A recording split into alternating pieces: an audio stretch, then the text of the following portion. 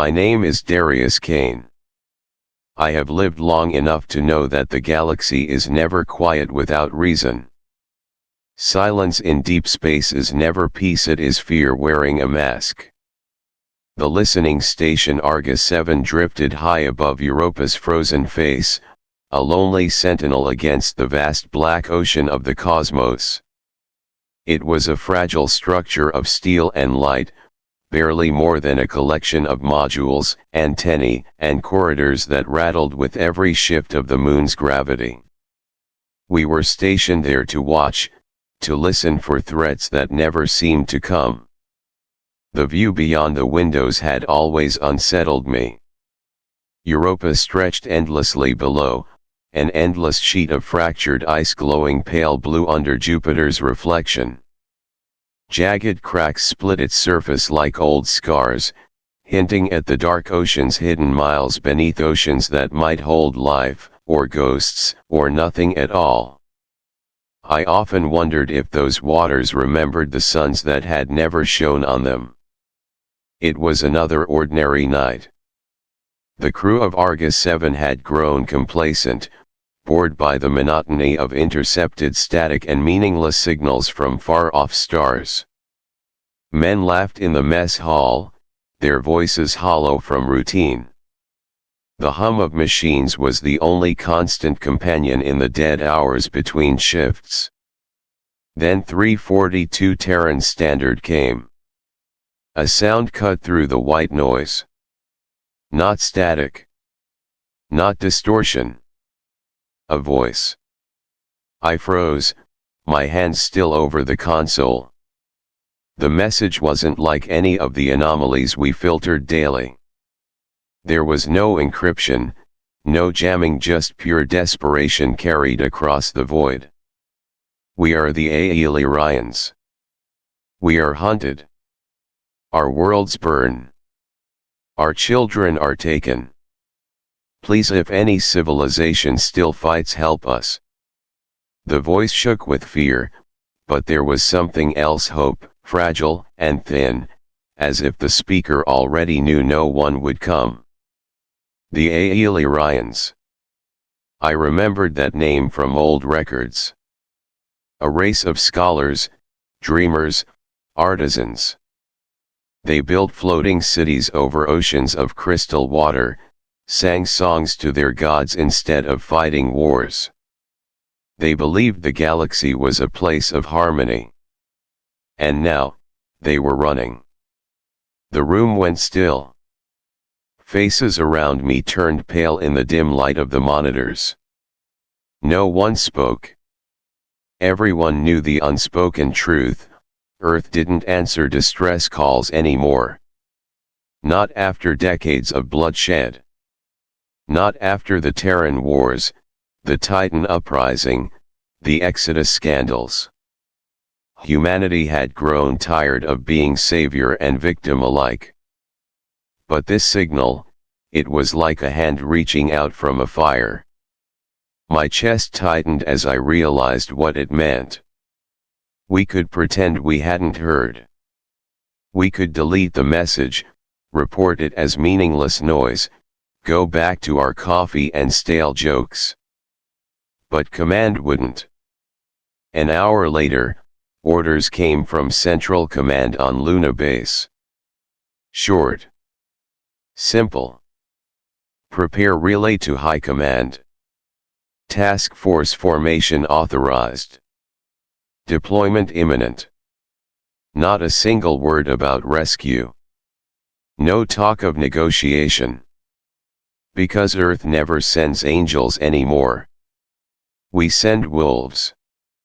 That night, as I stood by the observation glass, Europa's icy surface glittering below, I felt something awaken inside me. It wasn't pride. It wasn't courage. It was the ancient hunger that had followed humanity across every battlefield in history, the cold, patient part of us that watches, waits, and strikes without mercy. I knew then that the galaxy had made a mistake. The Viraksha, whoever they were, had made a mistake. They had called for help. And Earth had decided to answer. From that moment, the station no longer felt like a quiet outpost. It felt like the breath before a storm. Every officer moved with tense purpose. Orders flashed across screens. Long silent channels lit up as fleets were mobilized, weapons authorized, codes transmitted.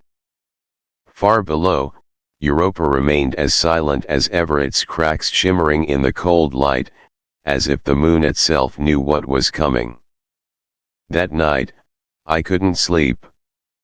I sat by the viewport, watching Jupiter's storms churn like the eye of a sleeping god. And I realized something I had never dared admit before. The galaxy had forgotten what humanity was. It was about to remember. The signal traveled up the chain of command, breaking Earth's long silence. For the first time in decades, the wolves began to stir. The summons came less than 72 hours after the signal. Every soldier stationed within the outer colonies was recalled. Every fleet that had lain dormant for years was stirred awake. I found myself standing aboard the dreadnought Iron Revenant, a warship so vast it felt more like a moving continent than a vessel. Its black hull bore no symbols of pride, only the scars of battles long past. Ships like this were not built to inspire hope. They were built to remind the galaxy of what humanity had become. Inside the briefing hall, hundreds of us waited in silence. No one spoke. The air was heavy, the way it always feels before a storm breaks. Then he entered, Admiral Corvan Hale. Hale was a relic from an older time, a man whose very presence seemed to carry the weight of every war humanity had fought. His face was a roadmap of scars, his eyes steel-cold and unyielding. They said he had survived battles where entire divisions were lost. They said he had watched cities burn from orbit and never looked away. He stood at the center of the room, and for a long moment, he didn't speak. He just looked at us, measured, deliberate, as though weighing every soul in the room. Finally, his gravel-rough voice cut through the silence. "You all know why you're here." The Aelirians begged for help. And against better judgment, Command said yes. A holographic map ignited behind him. Red marks dotted the stars, each one a dead Aelirian colony. The enemy calls themselves the Viraksha. 7 feet tall. Armor like stone. They breed in living hosts. They don't negotiate. They don't surrender. They don't stop. He let the words hang before continuing, slower this time. "Do you remember Operation Blackfall?" No one answered. We all remembered. 12 days. An entire slave trading empire erased from existence. No survivors. No mercy. Hale's gaze hardened. That is who we are now. There will be no rescue fleets. No peace talks. You are not saviors. He stepped closer, his voice lowering to a growl. You are predators. Earth's wolves. And when the wolves are loosed, the galaxy goes quiet. I glanced around the room. There were no speeches, no chants, no sense of glory. Just grim, hollow men and women who knew exactly what they were about to do. Because Hale wasn't lying. Humanity had forgotten how to be heroes a long time ago. Now, we were the monsters that other monsters feared. As the hollow map shifted to reveal the first targets, Viraksha birthing worlds, fortress moons, supply chains. I felt a strange chill settle over me. I wasn't proud. I wasn't afraid. I was simply ready.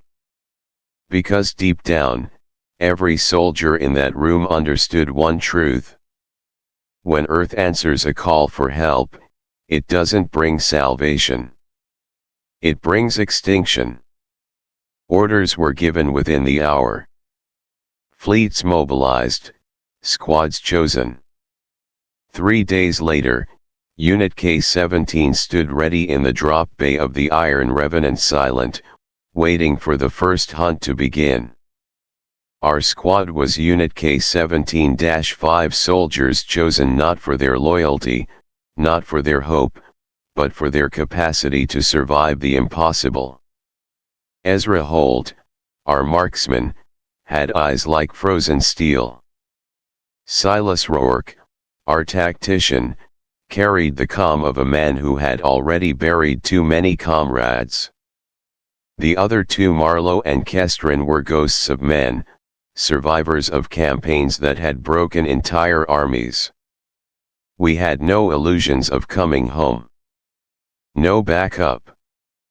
No evac plan. No heroes. The first drop was on Thalaros 4. Once, it had been a jewel of the Aelirian worlds, a planet of endless forests, silver rivers, and skies that shimmered like molten gold at dusk. But when we descended through the atmosphere, all that beauty had been burned away. Beneath us stretched a graveyard of glass and ash. Forests were nothing but blackened skeletons. The rivers boiled with strange chemical runoff that shimmered like liquid metal. The ground itself looked poisoned, cracked open as though the planet had been bled dry. The Viraksha had done this. Not just to kill but to erase. We hit the ground hard. The impact rattled my bones, dust and ash rising in a suffocating cloud. The air burned as it entered my lungs, thick with the stench of charred life. The first Viraksha scout came at us from the ruins of a collapsed spire. It was fast, too fast for something its size. Its body was covered in jagged black armor, its face an obsidian mask split by rows of serrated teeth. My first shot hit it square in the chest. It didn't even slow down. The second shot split its skull like whetstone. The sound it made as it fell, a screech that felt less like pain and more like pure hatred, echoed in my ears long after it hit the ground. The battle that followed wasn't a fight. It was chaos. The Virakshas swarmed in packs, climbing over the ruins like predators that had ruled this world for centuries. We fired, moved, killed, and killed again. Ezra's rifle cracked again and again, each shot precise, deliberate. Silas barked orders through the comms, his voice sharp and cold. Marlowe and Kestrin fought like men possessed, knives and rifles both slick with alien blood. When the dust finally settled, we were alive. Barely. That's when an Aelirian elder approached me. He was thin, frail, his pale skin trembling as though the wind itself could break him. His eyes, large, luminous, and unbearably sorrowful, met mine as he whispered, "Will you save us?" For a moment, I thought of what that word meant, save. Once, humanity might have done it. But that was a lifetime ago. I didn't answer him. I simply reloaded my rifle and walked past. Because humans don't save. We end. We thought we had seen the worst of the Viraksha. We were wrong. On the second day, we discovered where their true evil lived. On the second day, we discovered where the Viraksha's true horror lived. The trail led us deep into the blackened forests, through ravines carved by fire and rivers of melted glass. The ground felt wrong beneath our boots, soft and spongy, as though the planet itself was rotting from within. We followed the stench, a mix of blood, ash, and something far fouler, until we reached the pit. It wasn't just a hole in the ground. It was a wound, carved into the earth like a sacrificial altar. The walls pulsed faintly, veins of black tissue running through the rock as if the Viraksha had fused their own flesh with the planet. And inside, thousands of Aeolirians hung upside down, strung like butchered livestock. Tubes of slick, dark fluid ran from their hollowed bodies into nests of pulsating eggs. Some of the Aeolirians were already dead, their faces frozen in expressions of terror. Others were alive but only barely, eyes wide, lips trembling silently as creatures moved inside their torsos. They weren't just killing them. They were using them. Ezra Holt, the steadiest man I had ever known, gagged violently inside his helmet before collapsing to his knees.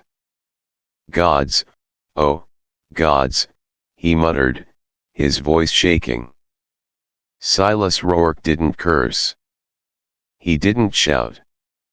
He simply stared at the pit, his jaw clenched, his voice low and hollow. "Burn it all." We moved methodically, silently. No one spoke after that. There was nothing left to say. We planted thermal charges along the walls, in the egg clusters, and at the base of the pit where the largest nests pulsed like diseased hearts.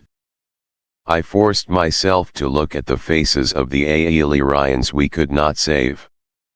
Some of them still blinked weakly, as if they understood what we were about to do and accepted it. When we detonated the charges, the ground erupted into a pillar of fire. The air filled with the sound of tearing flesh, bursting eggs, and the hiss of boiling blood.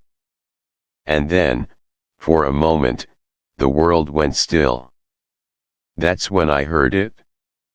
A sound carried through the flames and smoke, not a cry of pain, but a roar of fury. The Viraksha knew. They knew their children were burning. And they would never forgive us for it. The moment we burned their breeding pits, there was no turning back. The Viraksha would never forgive us, and Earth had no intention of stopping. The destruction of the breeding pits changed everything. Until that moment, there had still been an illusion, thin, fragile, that we were fighting to save something.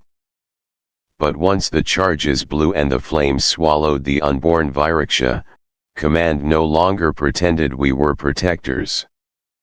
The order came without hesitation. And the sky answered. When the Iron Revenant unleashed its arsenal, the heavens themselves seemed to split apart. From orbit, our fleets rained destruction like a second creation in reverse, not to build, but to unmake. Cities that had stood for centuries vanished in pillars of molten fire. The ground convulsed beneath us, shaking as if the planet itself recoiled from what we were doing. The drop pods fell by the hundreds, screaming through the atmosphere like fiery harbingers. Soldiers, men and women hardened by a lifetime of war, hit the ground with weapons drawn, their faces blank, their movements precise. There was no victory cry, no pride in what we did. It was all function. All purpose. The Viraksha fought back as beasts and tacticians both. They struck in coordinated packs, emerging from shattered tunnels with inhuman speed. Their weapons were living extensions of their bodies, claws like blades, mandibles that could pierce armor. They were apex predators of their own worlds. But they had never met anything like us. For centuries, Earth had been tempered in fire. We had burned our own world in wars that history pretended to forget. Every lesson carved into us, every atrocity committed and survived had shaped humanity into something far colder than heroes. That night, I understood why so many alien empires had feared us long before they had even seen us. By the fourth day, entire continents were reduced to smoldering wastelands. The green forests of Thaloris were nothing more than blackened skeletons. The rivers had turned to streams of poison and blood, their waters reflecting the dull red of burning skies. And everywhere we went, the Aelirians stared at us. Their large, glassy eyes held no gratitude. They didn't cheer when they saw our flag or our weapons. They simply watched in silence because they finally understood what we were. We weren't saviors. We were the final stage of war. That night, as the fires from orbital strikes still glowed in the distance, I sat among the ruins of a nameless city. The air smelled of ash and melted stone. My rifle rested across my knees, but my hands had grown still. For the first time, I allowed myself to wonder. Was this justice? Had we truly answered the Illyrians' plea for help, or had we simply given them a new kind of terror to replace the one they had fled? History is written by victors, they say. But victory is never clean.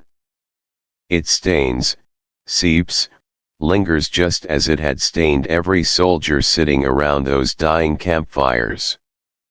I realized then that we weren't just fighting the Vyraksha. We were proving a truth the galaxy had always feared but never wanted to admit. Humanity, when unleashed, is not a species of hope. We are a species of ending. And every alien who ever whispered stories of the wolves of Earth, they had been right to fear us. Yet even as we reduced Thaloris to ash, we knew the war wasn't truly over, not until the Hive Mother herself was dead. The war on Thalaros IV ended not with a battle, but with a decision cold, deliberate, and final.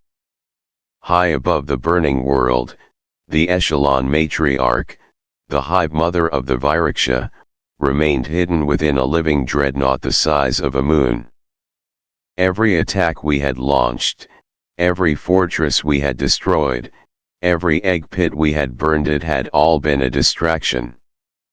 She had been watching us, learning us, waiting. Admiral Corvan Hale stood on the command deck of the Iron Revenant, his scarred face unreadable as the order came down. Launch the solar spear. The weapon was unlike anything humanity had ever admitted to building. A microstar, compressed and chained in a shell of alloys not found in nature, fired at near relativistic speed. It was not a missile. It was not a bomb. It was a piece of creation turned into annihilation. When the solar spear struck, the universe seemed to hold its breath. The Matriarch's dreadnought bloomed with impossible light, a newborn star tearing itself apart inside living flesh and metal.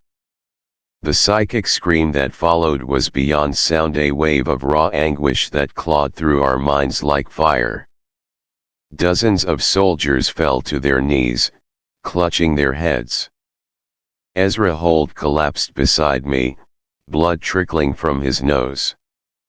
Silas Rourke simply stared, jaw-locked, as if bracing himself against the weight of the dying queen's final thoughts.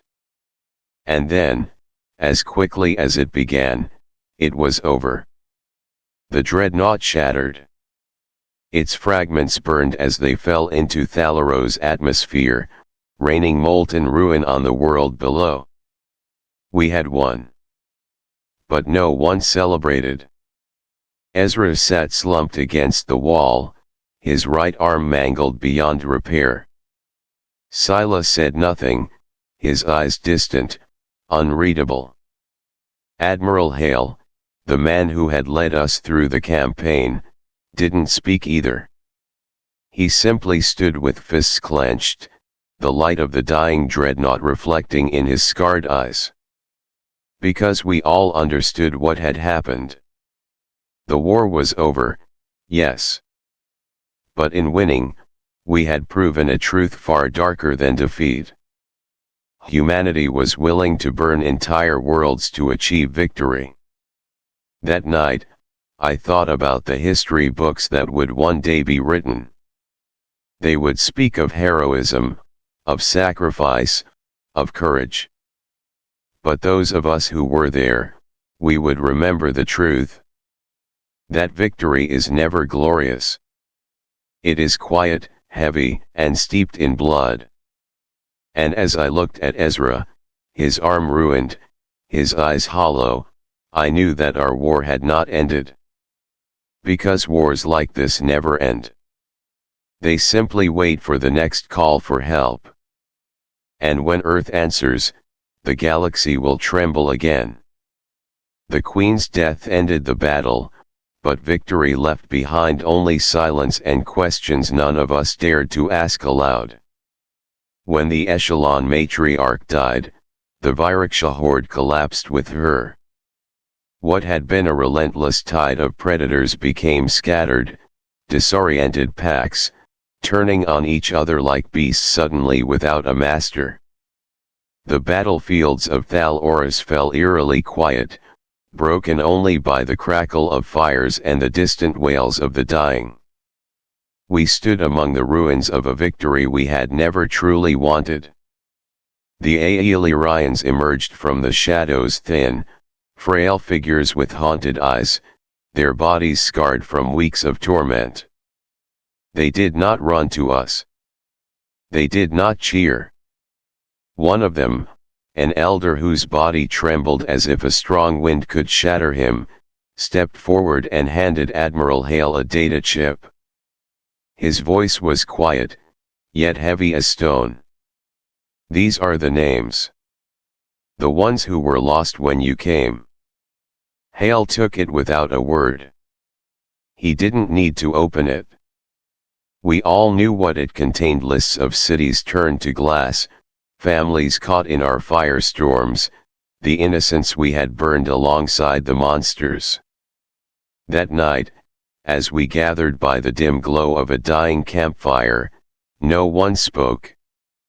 Ezra sat with his shattered arm wrapped in sealant foam, staring into the flames with empty eyes. Silas, usually so steady, looked older, his face carved with lines that hadn't been there before. I found myself staring at my own hands, still trembling faintly. I had pulled the trigger countless times, each shot efficient, deliberate. None of it had felt wrong until the silence came. For the first time, I began to wonder if we had simply replaced one horror with another. The Viraksha had enslaved, consumed, and destroyed without mercy. But so had we. Our difference lay not in morality, but in efficiency. We told ourselves that our war was righteous, that every act was justified by the evil we sought to erase. But what if every empire tells itself the same story? Silas finally broke the silence, his voice low. Do you think history will remember this as justice? I didn't answer. Because I already knew the truth: history is written by those who survive, not those who are right. When the Aelirians looked at us, there was no hatred in their eyes. Only a terrible, quiet understanding. They had asked for salvation. And we had given them vengeance instead. It was then I understood why the galaxy had always feared humanity. Not because we were cruel by nature, but because we never forget. We never forgive. And when we are finally provoked, we become the very monsters we claim to fight. When we returned home, the medals and speeches felt hollow. And then came the whispers of a project so dark, it made the war seem merciful. The war ended, or at least that's what the reports said. Earth celebrated itself as a savior, proclaiming that the galaxy had been reminded of humanity's strength. Across the media streams, polished voices repeated the same words: the Viraksha threat has been eliminated. The Aelirians are free. Humanity stands united. But anyone who had walked among the ruins of Thal Oris knew the truth: there are no victors in a war like ours. We had won only ashes and silence. Ezra Holt, my brother in arms, bore the cost of that victory. He had always been the best of us, the soldier who never hesitated, but never lost his humanity either. Even in the darkest battles, he could still smile, still remind us that we were more than killers. But when the solar spear lit up the sky, Ezra had been too close to the collapse of a Viraksha spire. His arm was destroyed beyond saving, and his body broken in ways the medics could barely patch together. Yet it wasn't just his body that was shattered. Something in his eyes, the quiet steadiness I had always relied on, was simply gone. We returned to Earth thinking we would finally be allowed to rest. I told myself Ezra would heal. That he would learn to live a life outside of war, as we all should have. But war does not let go of the people it breaks. Months later, I learned the truth. Ezra had never been sent to a rehabilitation facility. He had been taken. A contact of mine, an Aelirian who still trusted me enough to send whispers through secure channels, leaked the name, Project Revenant. Even saying it out loud felt wrong, like invoking something cursed. The project operated deep beneath Europa's southern ice shelf, in a black site that did not officially exist. There were no records, no access logs, just silence. But the rumors told me enough. Earth wasn't just building weapons. It was harvesting men like Ezra, broken soldiers whose loyalty was unquestionable because they had nothing left to lose. When Silas and I breached the facility, the air inside was cold, sterile, almost religious in its stillness. White walls lined with warning glyphs, the hum of machinery that sounded disturbingly alive. It didn't feel like a lab. It felt like a graveyard that refused to admit it was one. And there, in a chamber lit by a soft blue glow, we found Ezra. He was floating in a cradle of gel and wires, suspended between life and death. Half his skull had been replaced with glowing neural implants that pulsed faintly with every beat of his heart. I stepped closer, my breath shaking. His eyes were open. But they weren't his. A monitor beside him displayed what he was controlling, a hybrid war form, part steel, part Viraksha flesh. It moved across a simulated battlefield, slaughtering targets with inhuman precision. And as I stared at the feed, I understood the final cruelty of Project Revenant. Ezra felt everything. Every strike, every kill, every wound inflicted on the warform was mirrored in his own nervous system. He wasn't just controlling the monster. He had become it. I whispered his name, and for a moment his lips moved weakly, as if pulling words from the last unbroken part of him. Am I still in there? There are moments when a lie can save a soul. But I couldn't do it. I had no lies left to give. No, Ezra, I said softly. Not anymore. As Silas ripped out the cables and alarms began to scream, I realized that the war hadn't ended when the matriarch died. It had simply changed its face. This was not victory. It was transformation, the final stage of humanity's evolution into the very thing we once swore to fight. History will write that Earth saved the Aeliarians. That we were the last great hope of a dying species. But in reality, we had crossed a line that cannot be uncrossed. We had proven that there is no evil so great that we will not learn from it. And one day, perhaps, we would no longer be able to tell the difference between the monsters we kill and the ones we become. Because when you fight monsters long enough, you stop noticing when you have taken their shape. That was the lesson none of us wanted to learn. And yet, it was already too late. We tore Ezra free from the machine that had claimed him, but freedom meant nothing if we kept running. That was the day the Null Order was born. We escaped with Ezra, though it felt less like a rescue and more like the theft of a broken soul.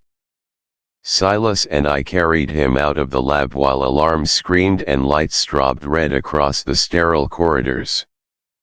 Guards tried to block our path, we cut them down without hesitation. I told myself we were saving him, but deep down, I knew the truth: Ezra would never be whole again.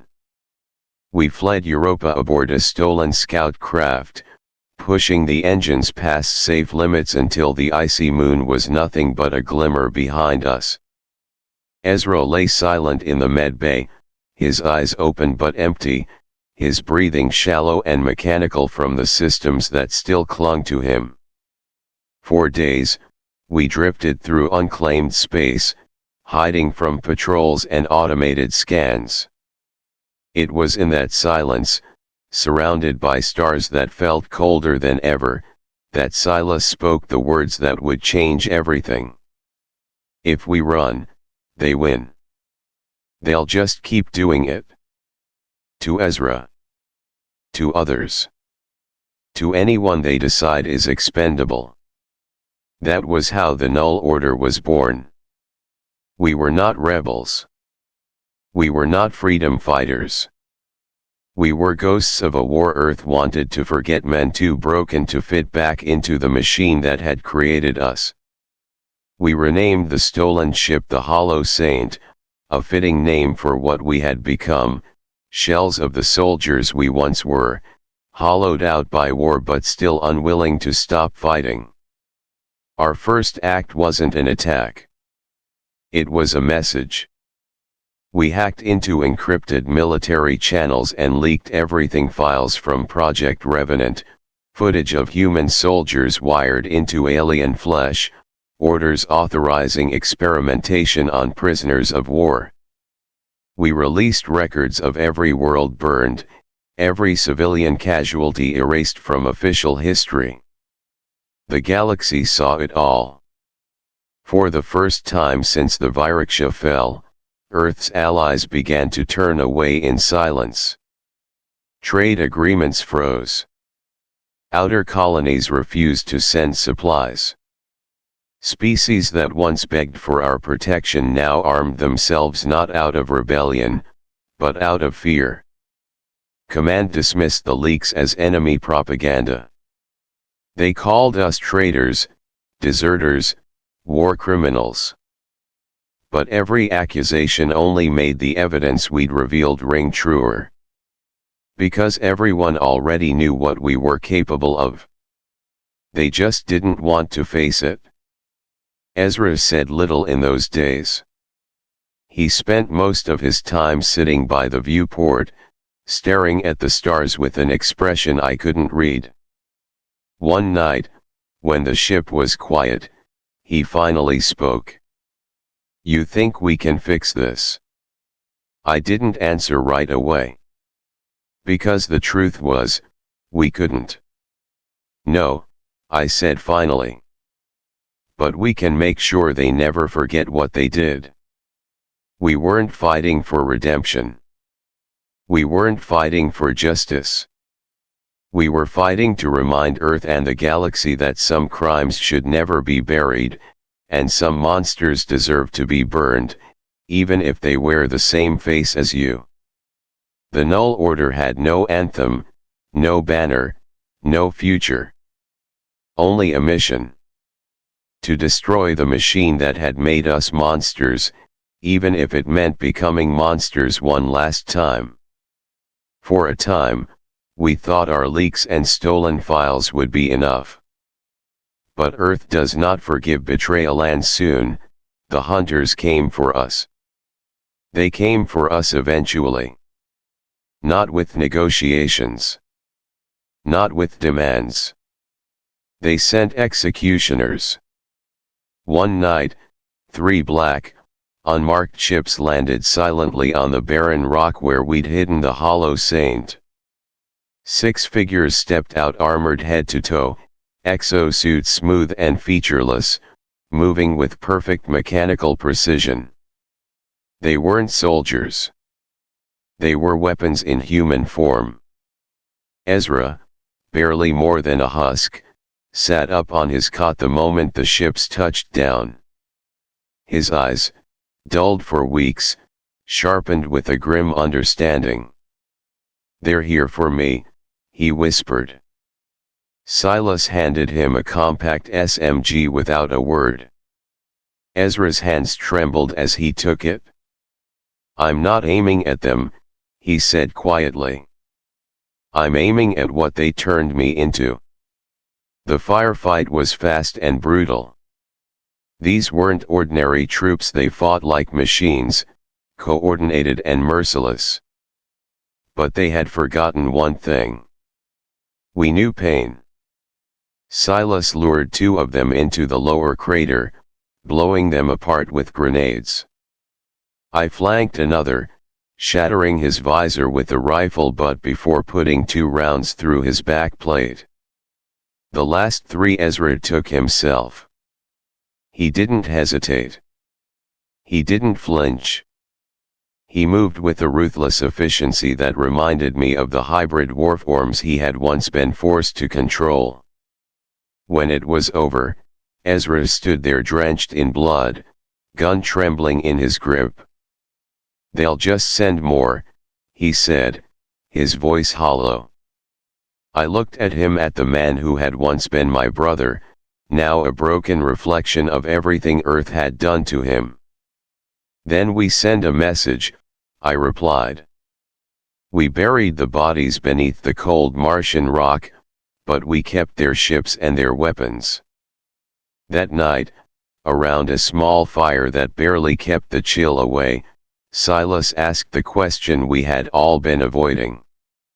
"What now?" Ezra sat in silence, staring at the flames. I looked out at the endless night sky, the stars like a million eyes watching us. "Now," I said slowly, "we stop running." Earth had made us weapons. They had stripped us of our humanity, fed us war, and forged us into predators too dangerous to leash. But they had made one mistake. They forgot that wolves without chains don't obey. When we left that barren rock, we weren't fugitives anymore. We were hunters. Hunters who had finally turned their fangs back on the hand that made them. And as the Hollow Saint slipped into the dark, silent void, I realized something chillingly simple. If anyone ever cried for help again, they should pray Earth never answered. Because the wolves they had created no longer wore collars. And this time, we chose our prey.